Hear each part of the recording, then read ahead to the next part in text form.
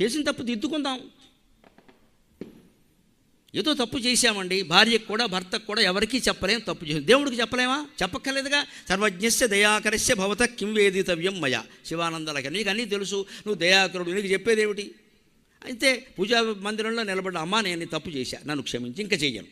వ్యాసుడు భారతంలో చాలా స్పష్టంగా చెబుతాడు, విపరీత ప్రతితాపేన నకుర్యాం పునరితి.